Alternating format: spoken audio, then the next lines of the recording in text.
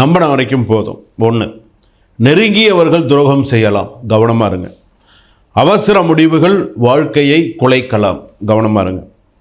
சும்மா இருப்பது தான் பாதுகாப்பு. என்ன சாமி இப்படி சொல்லிட்டீங்கன்னு சொல்லி நினைக்காதீங்க. சும்மா இருக்கிறது தான் பாதுகாப்பு. நிம்மதியாக இருங்க.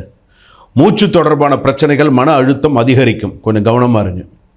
உடல் சோர்வுக்கு எச்சரிக்கை தேவை. பண விஷயத்தில் ரொம்ப கவனமாக இருங்க. தவறான முதலீடுகள் திடீர் நஷ்டத்தை ஏற்படுத்தும், ஞாபகம் வச்சுக்கோங்க. உங்கள் உழைப்பை மதிக்காதவர்களிடம் பணி புரிய வேண்டிய சூழ்நிலை ஏற்படும். ஸோ கவனமாக இருங்க. உங்கள் உழைப்பை மதிக்காதவர்களிடம் பணிபுரிய வேண்டிய சூழ்நிலை ஏற்படும். மேலாளர்களுடன் விவாதம் ஏற்படும். அதாவது சில நேரத்தில் பார்த்தீங்கன்னா வாயை கட்டி போடணும், வேறு வழி இல்லாமல் இருக்குது.